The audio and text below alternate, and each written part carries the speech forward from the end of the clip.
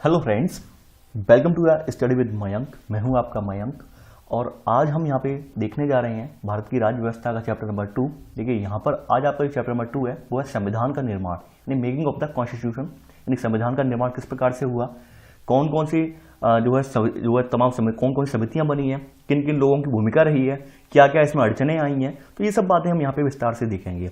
तो I hope आपको कल वाला वीडियो पसंद आया होगा। तो आज हम यहाँ ये वाला जो है इसकी समरी भी देखेंगे, साथ ही साथ इसके नोट्स भी बनाएंगे। तो यहाँ पे दोनों ही काम करेंगे हम लोग, ठीक है। देखिए वीडियो स्टार्ट करने से पहले आप लोगों से कहना चाहूंगा कि आप लोग वीडियो को लाइक शेयर जरूर कर दिया कीजिए ताकि ज़्यादा से ज़्यादा लोगों तक पहुंच जाए और उन्हें भी लाभ मिल सके। तो चलिए स्टार्ट करते हैं आज का वीडियो। देखिए कल भी मैंने आपसे बोला था, कल के वीडियो में मैंने बोला था कि आप लोग जिन लोगों ने अब तक रूरल अकेडमी को सब्सक्राइब नहीं किया है वो सब्सक्राइब कर लें। यहाँ पर हमारी यूपीएससी और स्टेट पीसीएस एग्जाम से रिलेटेड डेली करंट अफेयर्स की सीरीज आ रही है जो आपके लिए बहुत ही ज्यादा महत्वपूर्ण है और बहुत ही ज्यादा लाभदायक भी सिद्ध होगी। रीजन ये है कि इसमें ऐसे प्रश्न रखे जा रहे हैं जो एक सीधे सीधे यूपीएससी में पूछे जाए, लेकिन उनके समतुल्य यानी कि उनके आने की पूरी प्रबल संभावना भी है, ठीक है। तो आई होप आप लोग इस चैनल को जरूर सब्सक्राइब कर लेंगे, ये मेरा ही चैनल है, ठीक है। देखिए अब यहां पर आज आपका जो है पहली हेडिंग इसी क्रम में संविधान सभा की मांग। नहीं, संविधान सभा की मांग क्यों हुई, क्या रीजन था, संविधान बनाने की जरूरत क्यों पड़ी। तो आपको एक बात मैंने कल भी बोली थी और आज भी बोल रहा हूं, संविधान बनाने की रीजन ये था कि तमाम भारत जो था विविधताओं से भरा हुआ देश था, सभी वर्गों को संतुष्ट करना, सभी वर्गों की जो न्याय हो या फिर किसी भी प्रकार की समानता हो, सभी को सुनिश्चित करने के लिए एक लिखित रूप से दस्तावेज की बहुत ज्यादा प्रबल जरूरत थी, लिखित रूप से एक नियमों कानूनों का संग्रह की बहुत ज्यादा जरूरत थी। इसके लिए हमें संविधान का निर्माण करना पड़ा, ठीक है। यानी केवल किसी एक राजा का शासन नहीं था, अब ये देश जो पूरा है जो है वो पूरा एकीकरण हो रहा है देश का, यानी कि सभी जो रियासतें वगैरह अब नहीं रही है यहाँ पे कि मान लो कोई एक रियासत का राजा है वो अपने अकॉर्डिंग न्याय करेगा, ऐसा कोई सिस्टम नहीं है। अब पूरा देश एकताबद्ध हो गया है, पूरा देश एकीकरण के सूत्र में पिरोया जा रहा है। तो इसके लिए जरूरी था, एक बहुत ही महत्वपूर्ण बात जो जरूरी थी यहाँ पर एक संविधान बनाना।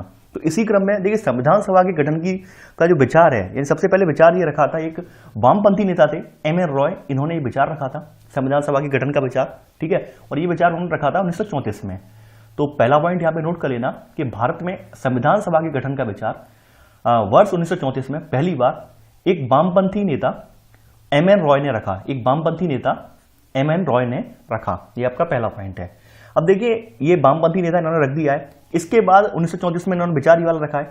इसके बाद यहाँ पे क्या होता है, 1935 में कांग्रेस यानी भारतीय राष्ट्रीय कांग्रेस ने भी पहली बार संविधान के निर्माण के लिए आधिकारिक रूप से संविधान सभा के गठन की मांग की। यानी कि इन्होंने भी ये कहा, जो कांग्रेस वाले हैं इन्होंने भी ये कहा है पहली बार कि हमें एक संविधान बनाने के लिए हमारी एक संविधान सभा के गठन का कार्य किया जाए ताकि हम अपना एक प्रबल जो है एक संविधान बना सकें, ठीक है। तो सेकेंड पॉइंट आप नोट करेंगे, 1935 में भारतीय राष्ट्रीय कांग्रेस ने पहली बार भारत के संविधान के निर्माण के लिए आधिकारिक रूप से संविधान सभा के गठन की मांग की। ये आपका सेकंड पॉइंट है।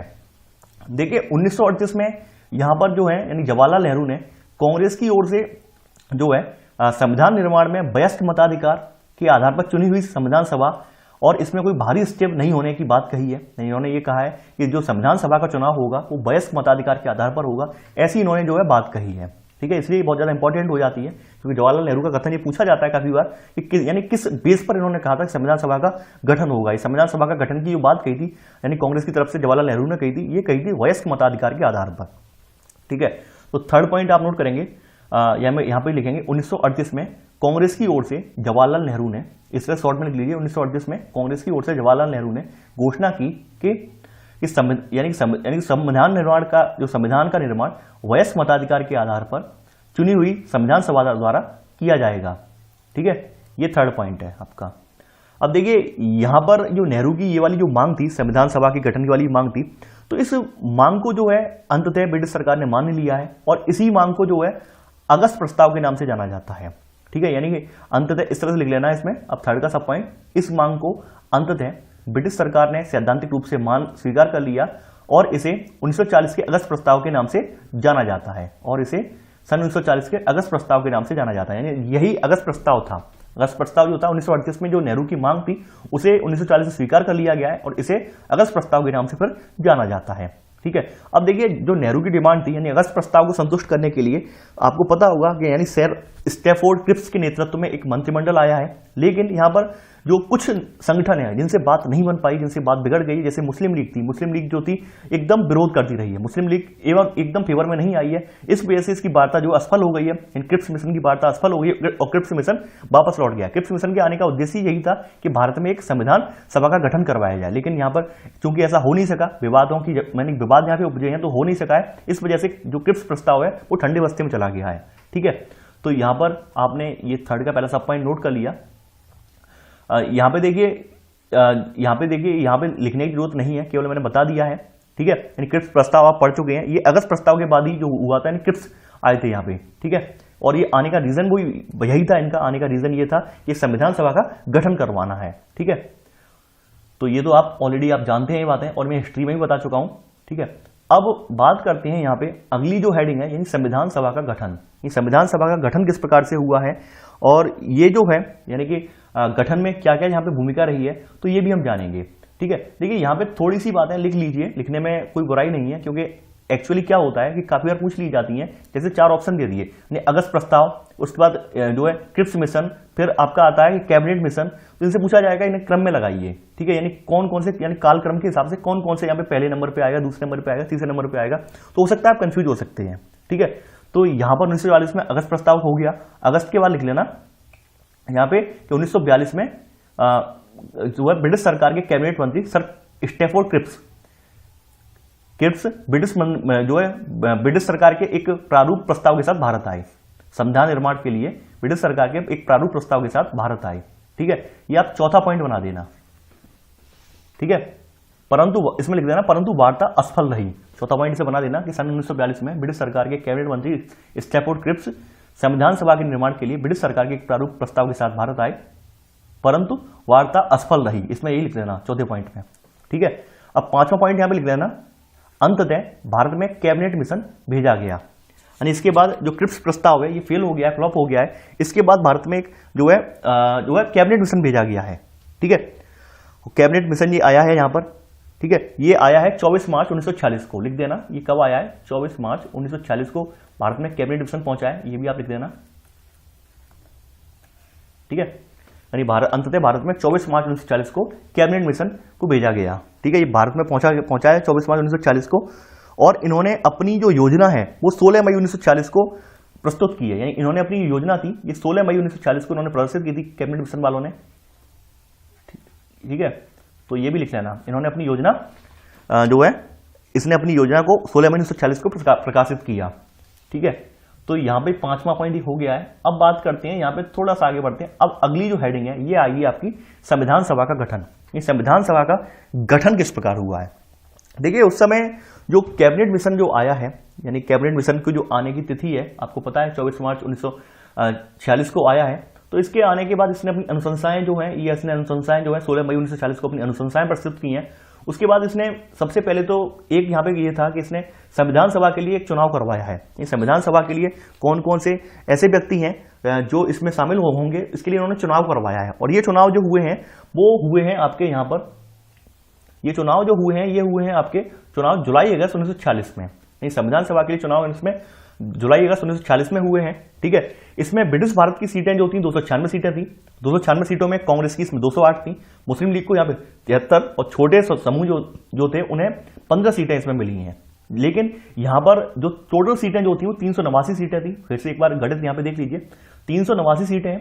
389 सीटों में जो है 296 सीटें जो है वो ब्रिटिश भारत के खेमे में है, यानी ब्रिटिश सरकार के खेमे में है। और जो बाद बाकी 93 सीटें हैं, 93 सीटें दे दी गई हैं देसी रियासतें हैं, देसी रियासत वगैरह के राजा हैं उन्हें भरने के लिए दे दी गई हैं। क्योंकि देसी रियासत के जो राजा थे वो अंततः विरोध करते रहे थे, क्योंकि वो अपनी जो राजशाही गद्दी छोड़ना नहीं चाहते थे, किसी प्रकार से भारत के लोकतंत्र का हिस्सा नहीं बनना चाहते थे। तो उन्होंने इसमें कोई दिलचस्पी नहीं दिखाई है, यानी ये सीटें भरने में जो संविधान सभा के लिए चुनाव में इसमें कोई दिलचस्पी नहीं दिखाई है, क्योंकि उनका तो बिल्कुल ही इसमें फेवर ही नहीं था कि हम लोग लोकतंत्र का हिस्सा बने। वो तो केवल और केवल यही चाहते थे कि हमारा राजतंत्र है वो हमेशा जीवित बना रहे। तो यहां पर जो 93 सीटें हैं इनकी, ये वाली जो है भर नहीं पाई हैं। ठीक है, केवल और केवल 296 जो सीटें थी ब्रिटिश सरकार की, यानी ब्रिटिश भारत के लिए आवंटित सीटें थी, इनमें से 208 कांग्रेस के लिए चुन के आ गए, मुस्लिम लीग से 73 लोग और छोटे समूह और स्वतंत्र सदस्यों के 15 सीटें इन्हें मिल गई हैं। ठीक है, तो यहां पर आप इसमें नोट करेंगे, अब मैं लिखवा दे रहा हूं यहां पे आप इसमें संविधान सभा का गठन, यहां पे पहला पॉइंट यहां पे इसी में नोट करेंगे। संविधान सभा के लिए चुनाव जुलाई अगस्त 1946 में हुआ। ठीक है, पहला पॉइंट आपका यही है, संविधान सभा के लिए चुनाव जुलाई अगस्त 1940 में हुआ।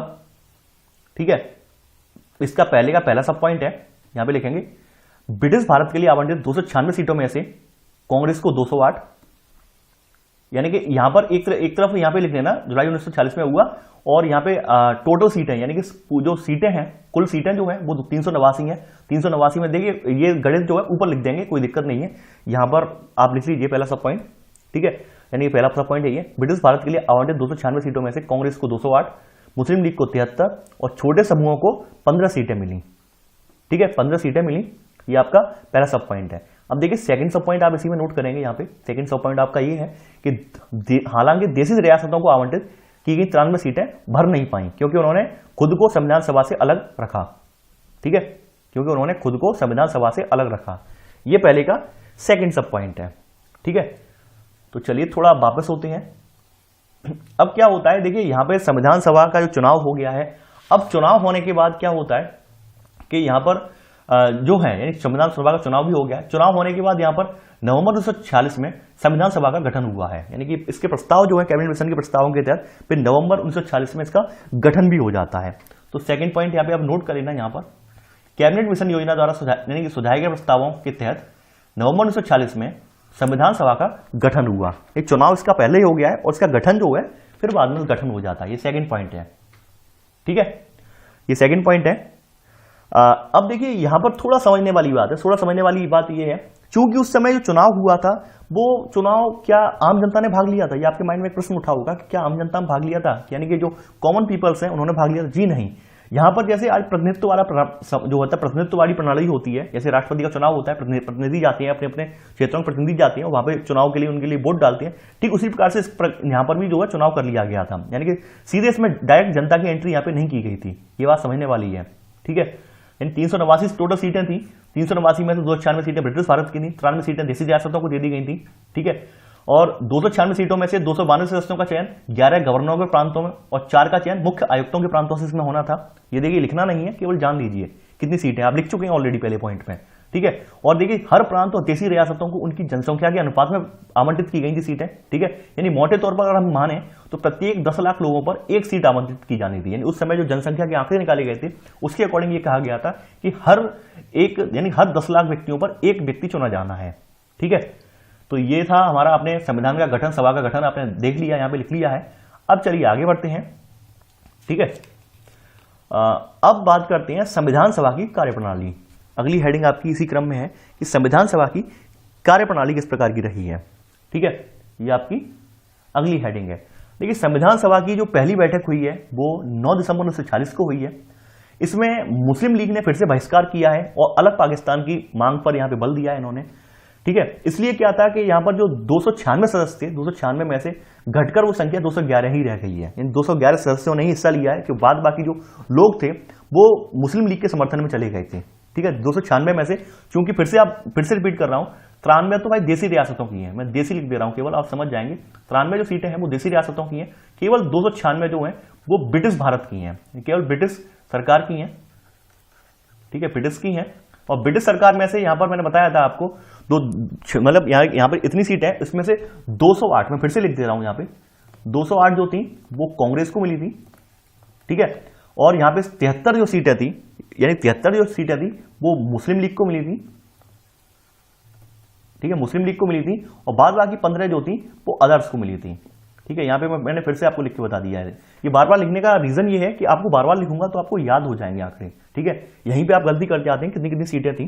ठीक है, लेकिन देशी रियासतों को सीटें छोड़ने का रीजन क्या था? सीटें छोड़ने का रीजन ये था कि उस समय तक जो देशी रियासत वाले थे वो ब्रिटिश भारत सरकार के अधीन नहीं आए थे, यानी कि वो ये चाहते ही नहीं थे कि कभी देश आजाद हो।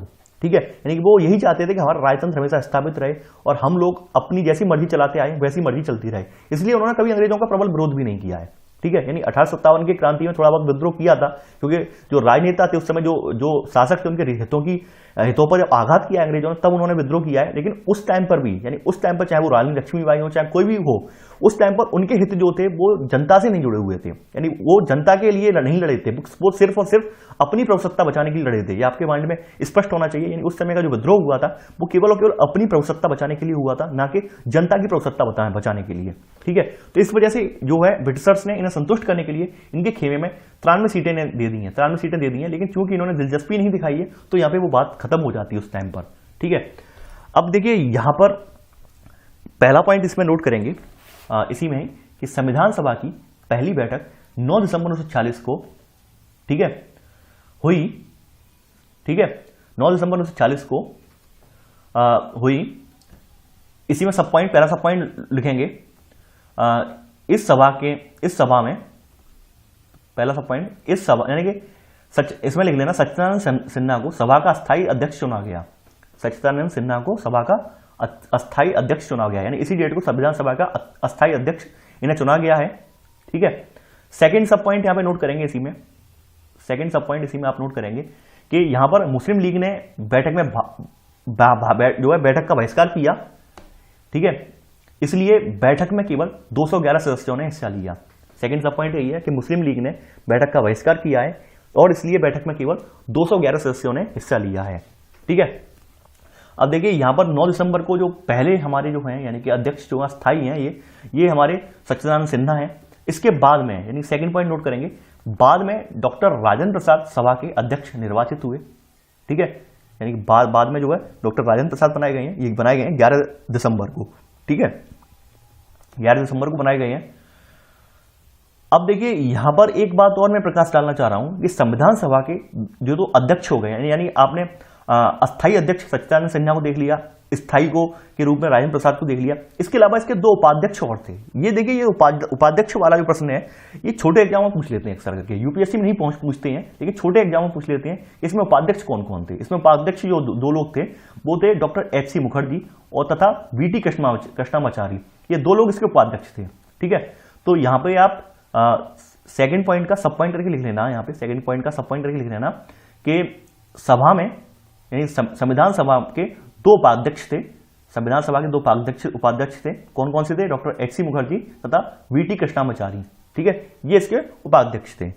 ठीक है, अब संविधान सभा की कार्यप्रणाली में आपकी पहली सब हेडिंग, ठीक है, संविधान सभा की जो कार्यप्रणाली है इसमें आपकी पहली सब हेडिंग जो आप डालेंगे, ठीक है, वो आपकी पहली सब हेडिंग है, यानी कि उद्देश्य प्रस्ताव।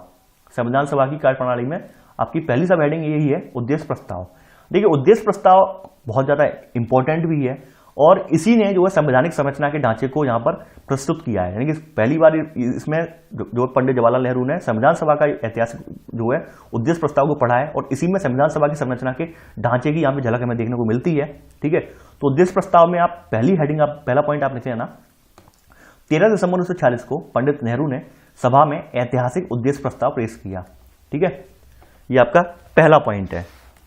आगे बढ़ते हैं।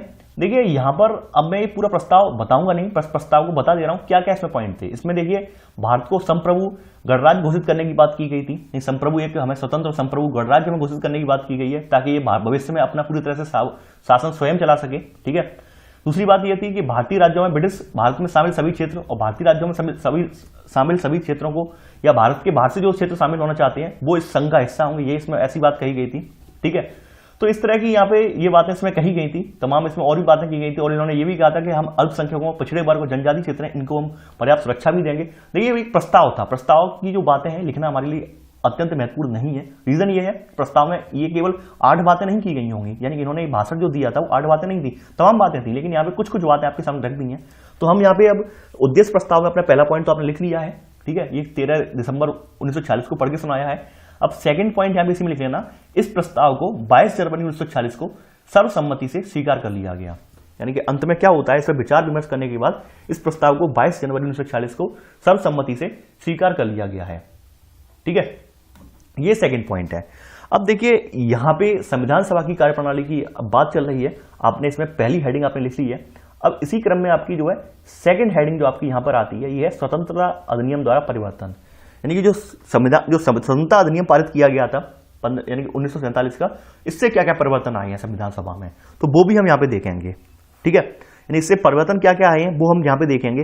क्योंकि आपको पता है कि इसने जो क्लीमेंट एटली ने घोषणा कर दी थी कि हम 30 मई तक पूरा देश हम आजाद कर देंगे। ठीक है, हम यहाँ से चले जाएंगे। लेकिन उसी बीच में क्या होता है, मुस्लिम लीग जो है थोड़ा सा भड़क जाती है, मुस्लिम लीग फिर से अलग हो जाती है। मुस्लिम लीग कहती है नहीं, हमें तो अलग ही देश चाहिए। उसी टाइम पर जो माउंटबेटन जो थे, यानी कि भारत के अंतिम वायसराय के रूप में बनाकर भेजे गए थे, ठीक है, भारत के अंतिम वायसराय हैं, उन्होंने यहाँ पर एक अपनी जो माउंटबेटन योजना पेश की है 3 जून 1947 को, और इसमें भारत के बंटवारे की बात कही गई है, यानी भारत को 2 भागों में डिवाइड कर देना है। ठीक है, माउंटबेटन योजना को स्वीकार करने के बाद जो देसी रियासतें हैं वो अपनी प्रतिनिधियों को, यानी कि चाहे वो पाकिस्तान में शामिल हो सकती हैं, चाहे वो इंडिया में शामिल हो सकते हैं, इस तरह की उन्होंने बात की है। ठीक है, लेकिन यहां पर 1947 का जो स्वतंत्रता अधिनियम है, इसने कुछ खास असर छोड़े हैं। वो खास असर क्या है वो भी हम यहां पे जान लेते हैं। देखिए, ये सब बातें आप जानते हैं ऑलरेडी हिस्ट्री की, मैंने रिपीट करने का उद्देश्य यही था ताकि आपको फिर से याद दिलाया जा सके।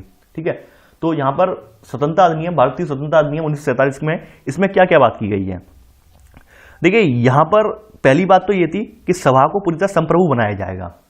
ठीक है, पहला पॉइंट तो यही है, सभा को पूरी तरह संप्रभु बनाया गया। यानी 3 परिवर्तन इन्होंने किए हैं, ये लिख लेना। भारतीय स्वतंत्रता अधिनियम 1947 ने सभा की स्थिति में 3 परिवर्तन किए। पहला है, सभा को पूरी तरह संप्रभु निकाय बनाया गया।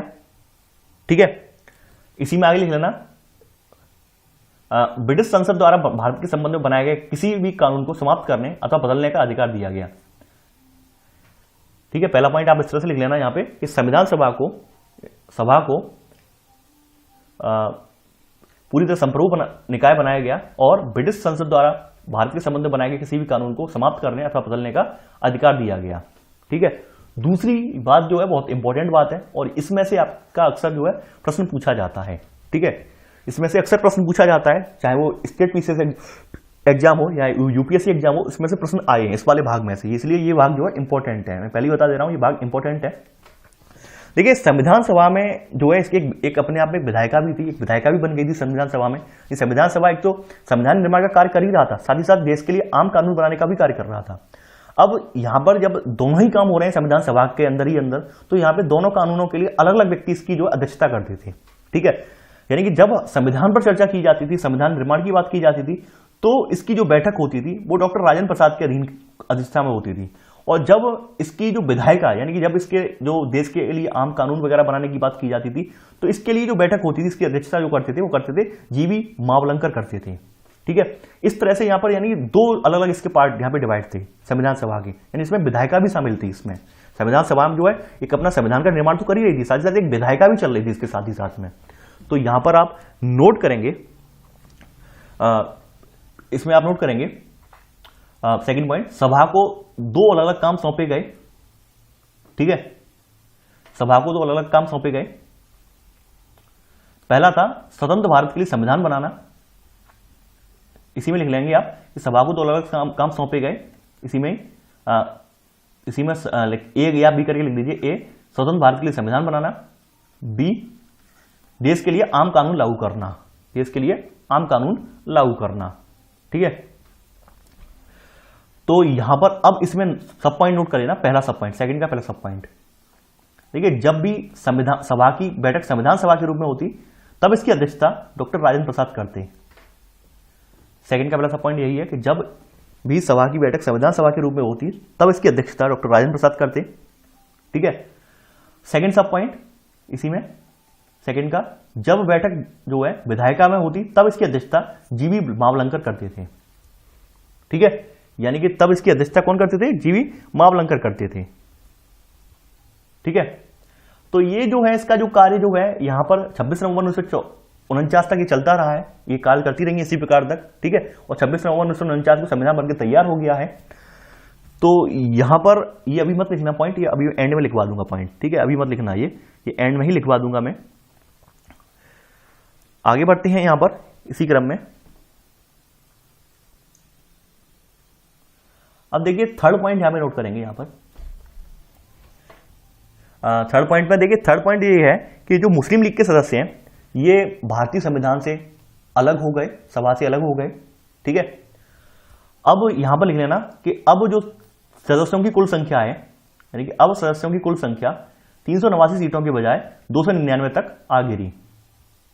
ठीक है, यानी कि अब जो सीटों की संख्या थी वो 389 की अपेक्षा 299 पर आके गिरी है। ठीक है, तो ये आपने नोट कर लिया होगा थर्ड पॉइंट। तो ये इनका इस प्रकार से, इसे जो भारत का जो स्वतंत्रता यानी कि स्वतंत्रता अधिनियम जो पारित हुआ था, इसने 3 जो है मूलभूत परिवर्तन किए थे। ठीक है, इनमें इसने 3 स्थिति में परिवर्तन किए थे और तीनों परिवर्तन आपने लिख लिए हैं। ठीक है, और ये एंड तक इनकी जो बनकर तैयार हुआ है संविधान हमारा, वो 26 नवंबर 1949 को बनकर तैयार हो गया है। 1949 को ये बनकर तैयार हो गया है। ठीक है, इस दिन संविधान पूर्ण रूप से लागू नहीं किया गया था, इसके कुछ भाग लागू किए गए थे। पूर्ण रूप से संविधान जो लागू हुआ है वो 26 जनवरी 1950 को हुआ है। वो आप पता है आपको डेट, 26 जनवरी 1950 को पूर्ण रूप से लागू कर दिया गया है। ठीक है, क्यों लागू किया गया है वो भी हम आगे चल के देखेंगे। अब थोड़े से अदर कार्य भी हैं, यानी अन्य कार्य भी कुछ हुए हैं, वो भी हम यहाँ पे देख लेते हैं। देखिए, ये इसी में ही डाल लेना, संविधान सभा की कार्यप्रणाली में तीसरी सब हेडिंग करके लिख लेना यहाँ पे अन्य कार्य। संविधान सभा की जो कार्यप्रणाली आप लिख रहे थे, तो इसमें तीसरी हेडिंग करके आप लिख लेना यहाँ पे अन्य कार्य। अन्य कार्य क्या क्या हुए हैं वो भी हम यहाँ पे देखते हैं। देखिए, पहला कार्य तो ये हुआ है संविधान सभा ने, इसमें पहला पॉइंट ये नोट करेंगे, इसी में ही पहला सब पॉइंट, यानी अन्य कार्य में पहला सब पॉइंट है कि इसने मई 1949 में राष्ट्रमंडल में भारतीय सदस्यता का सत्यापन किया। ठीक है, भारतीय सदस्यता का सत्यापन किया है। सेकंड पॉइंट, इसने 22 जुलाई 1947 को राष्ट्रीय ध्वज को अपनाया, यानी 22 जुलाई 1947 को जो है राष्ट्रीय ध्वज को अपनाया गया है। ये आपका सेकंड पॉइंट है, ये इंपॉर्टेंट है। ये राष्ट्रीय ध्वज का जो तिरंगा झंडा वाला है पूछा जाता है ये।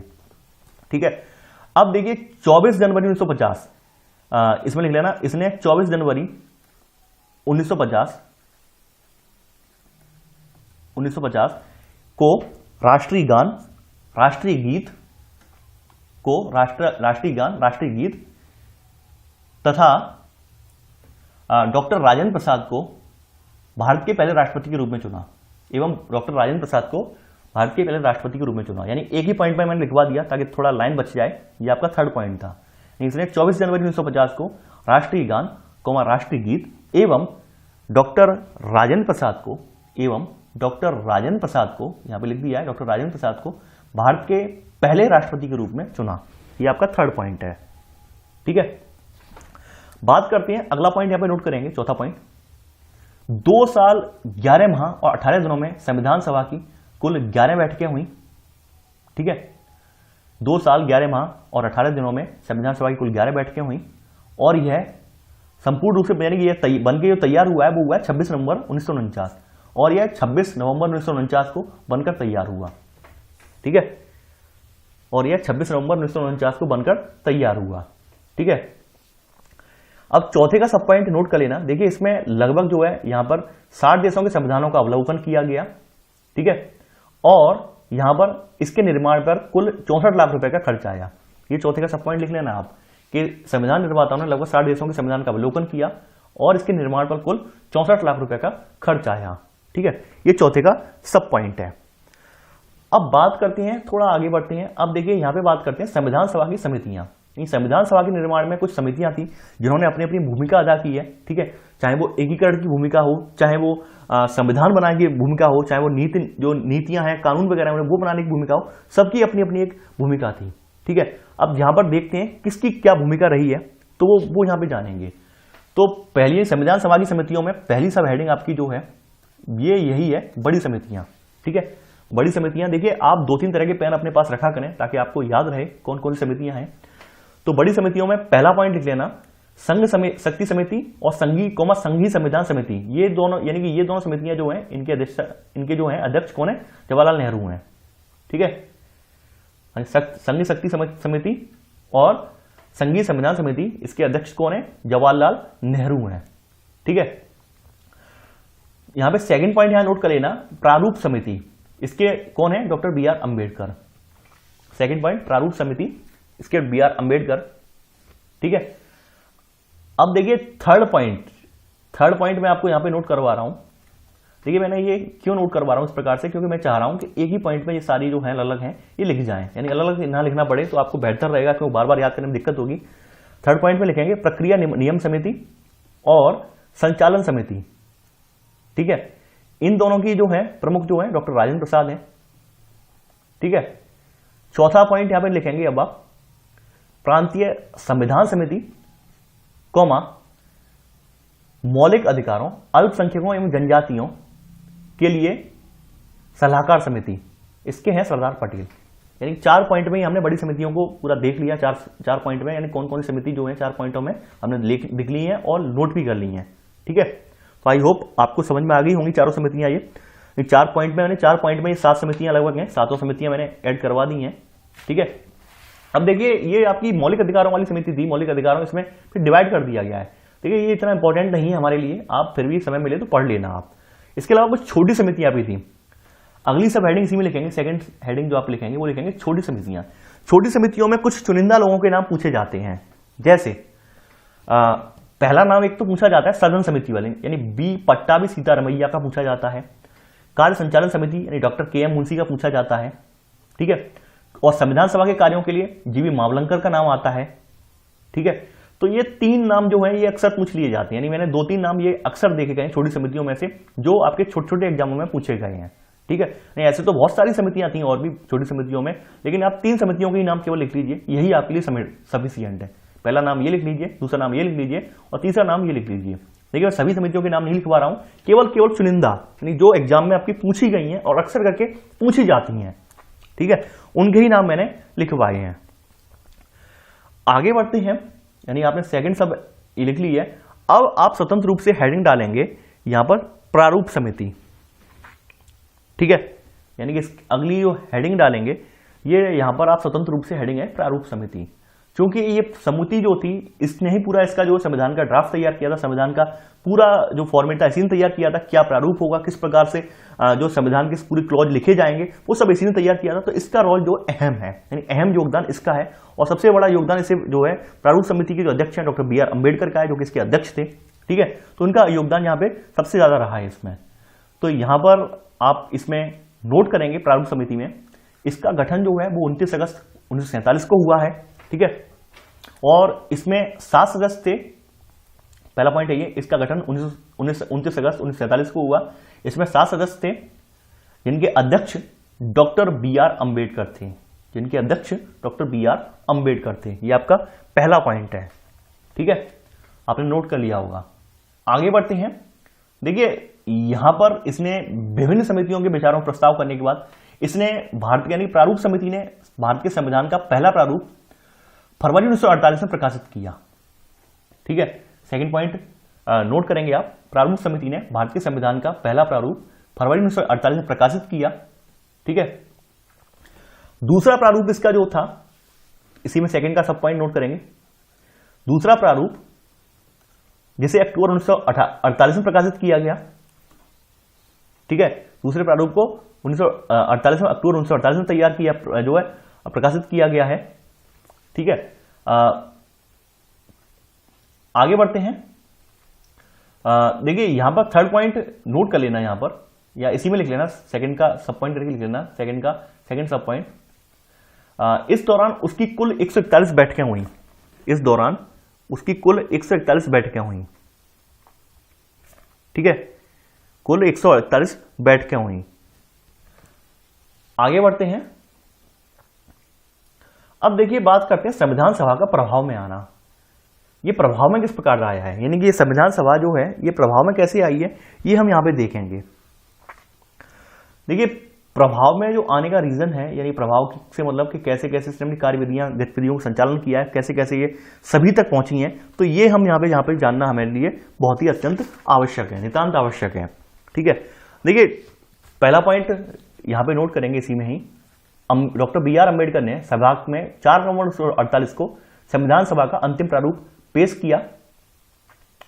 ठीक है, इसी में पहला सब पॉइंट, सभा में इस पर 5 दिन यानी 9 नवंबर 1949 तक आम चर्चा हुई। सभा में इस पर 5 दिन यानी 9 नवंबर 1949 तक आम चर्चा हुई। सेकंड सब पॉइंट यहाँ नोट करेंगे, यहाँ पे सेकंड पॉइंट नोट करेंगे। और देखिए पहली बार तो इस पर अंतिम प्रारूप पर यहाँ पे इतने दिन तक चर्चा हुई है, फिर सेकंड बार इस पर चर्चा जब हुई है वो दूसरी बार 15 नवंबर 1948 से विचार हुआ है, और ये 7 अक्टूबर 1949 सॉरी 7 अक्टूबर क्यों आएगा, नवंबर यहाँ पे बाद में आता है। यानी सेकंड पॉइंट यहाँ पे नोट करेंगे कि संविधान सभा पर दूसरी बार 15 नवंबर 1948 से खंडवार विचार किया गया। खंडवार, यानी खंडवार पहले क्या था, समग्र रूप में विचार किया गया है अंतिम प्रारूप पर, फिर एक खंड बाई खंड, यानी इसके जितने पार्ट हैं उस सब यानी पार्टों पर विचार किया, खंडवार विचार किया गया है। ठीक है, से खंडवार विचार किया गया। सेकंड पॉइंट इस प्रकार से लिखेंगे आप। ठीक है, आगे बढ़ते हैं।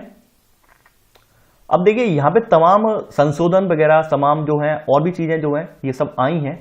ठीक है, तो इन सब चीजों को ध्यान में रखते हुए जो है तमाम जो है जैसे 7,653 संशोधन प्रस्ताव में आए हैं, जिसमें से वास्तव में 2,473 पर ही सभा में चर्चा हो पाई है। तो ये सब बातें तो होती रहती हैं, इन पर हमारे लिए कुछ ज्यादा मायने नहीं रखता है।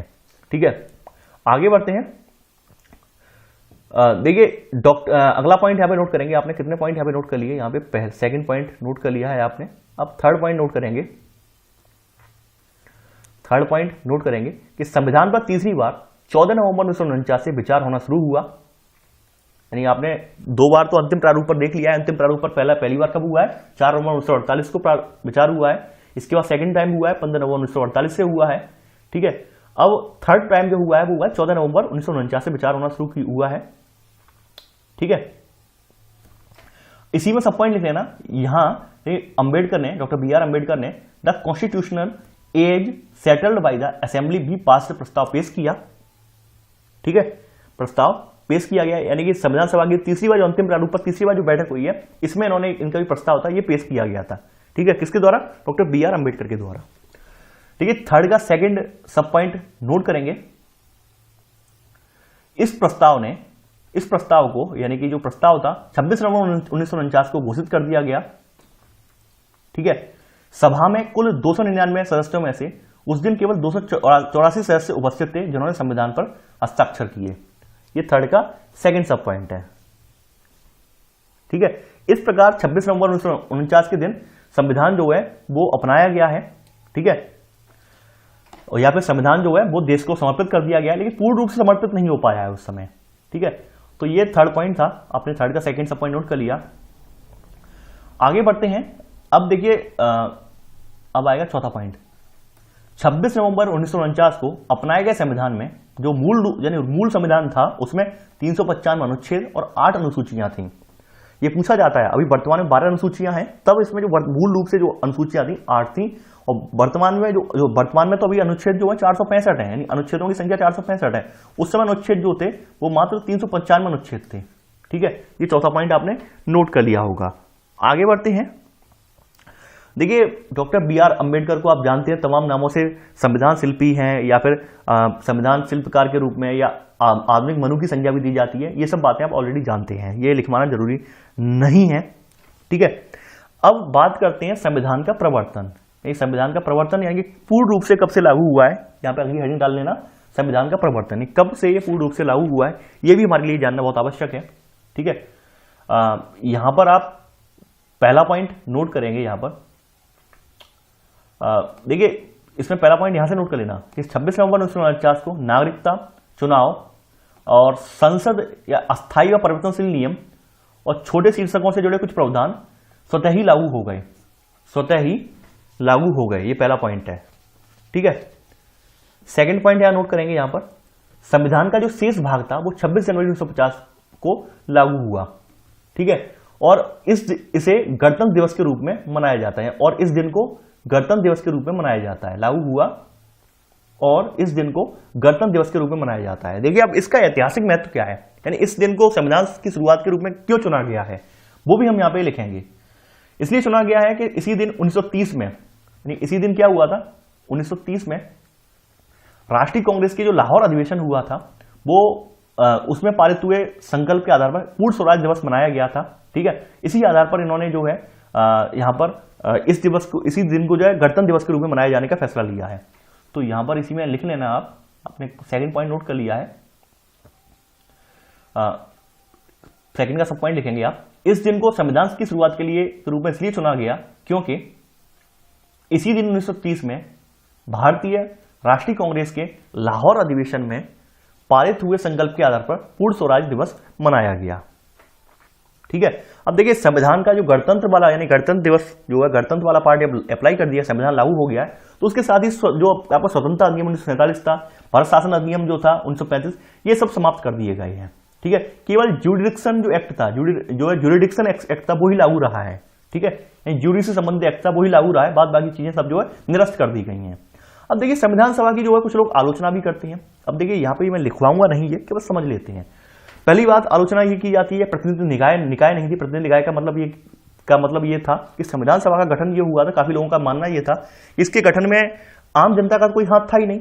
तो इसमें सब लोग जो थे, यानी कि आलोचकों ने ये दलीलें दी कि संविधान सभा एक प्रतिनिधि सभा नहीं थी, क्योंकि इसके सदस्यों का चुनाव भारत के जो सार्वभौमिक वयस्क मताधिकार के आधार पर नहीं हुआ था, इसलिए इन्होंने ये कहा प्रतिनिधि निकाय नहीं है।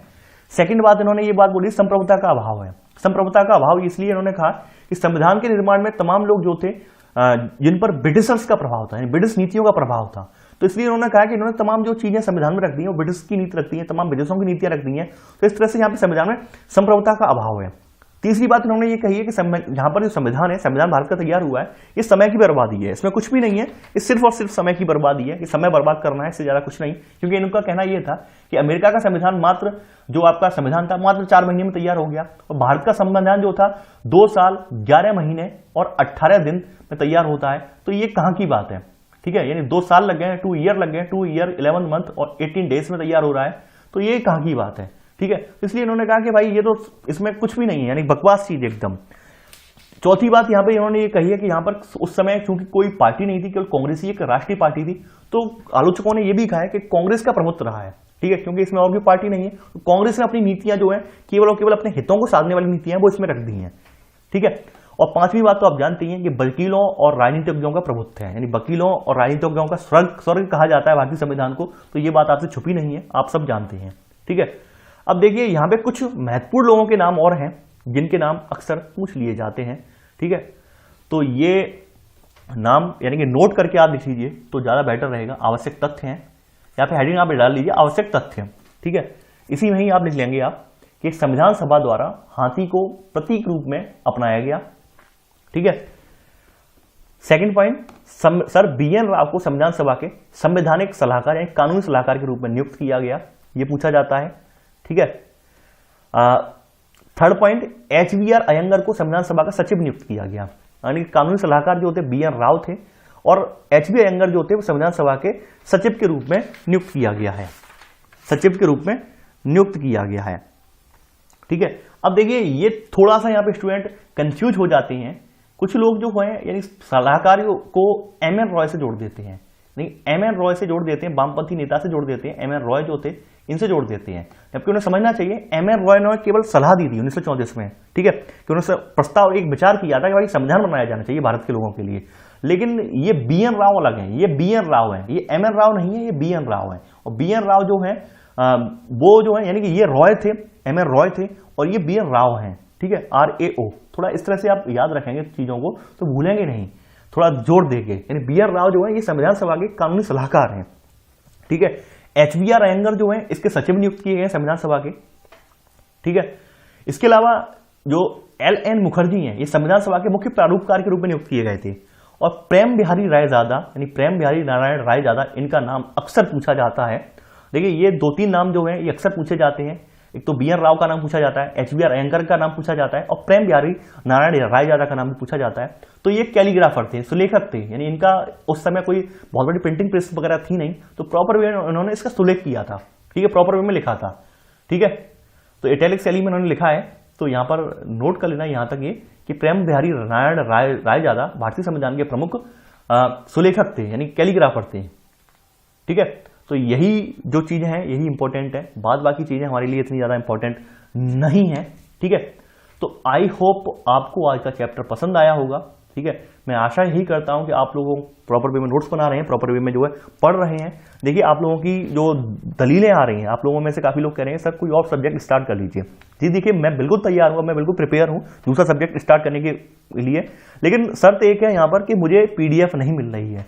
क्योंकि ये जो PDF है, आप जो वाली ये वाली PDF देख रहे होंगे, ये PDF एक किंडल यानी किंडल एडिशन बोलते हैं इसे, अमेजन का किंडल एडिशन होता है, ये वो वाली PDF है। ठीक है, किंडल एडिशन वाली PDF है, तो यहाँ पर इसमें कोई ज्यादा दिक्कत नहीं आ रही है, सेम टू सेम किताब की तरह लग रही है। यहाँ पे स्क्रीनशॉट नहीं लिया गया है, यानी कंपनी की तरफ से जारी की हुई PDF है, तो इसमें कोई स्क्रीनशॉट नहीं है, इसे परचेज करना पड़ता है। अब चूंकि मैंने अमेजन या फ्लिपकार्ट पर देखा था, या अमेजन ही बेचता है, केवल केवल पीडीएफ वाली जो किताबें होती हैं सेम रेट में मिलती हैं, अमेजन ही बेचता है। तो मैंने वहां पर ट्राई किया तो मैंने पाया कि जो नए एडिशन अभी आए हैं, जैसे आपने देखा होगा कि अभी अभी हमारे यहाँ जो है आपका जम्मू एंड कश्मीर का पूरा अलग हो गया सिस्टम, ठीक है। जम्मू एंड कश्मीर को जो आपकी जो है संघ शासित प्रदेश बना दिया गया है, ठीक है, यानी केंद्र शासित प्रदेश के रूप में, संघ शासित बोल गया, केंद्र शासित प्रदेश बना दिया गया है। तो यहाँ पर उसकी वजह से थोड़े बहुत चेंज आएंगे, यानी जो संविधान वाली पुस्तकें हैं, चाहे वो भारतीय राज्य व्यवस्था वाली पुस्तक, उसमें भी चेंजेस आएंगे। लेकिन भारतीय राज्य व्यवस्था में ज्यादा चेंजेस नहीं आएंगे, केवल जो आपका आर्टिकल 370 वाला चैप्टर था वो हट जाएगा मेरे हिसाब से। यानी आर्टिकल 370 वाला चैप्टर जो था इसमें ऐड है, विशेष प्रावधान जम्मू कश्मीर के लिए, वो हट जाएगा, उसकी जगह नया चैप्टर ऐड हो जाएगा। इससे ज्यादा कुछ नहीं होने वाला।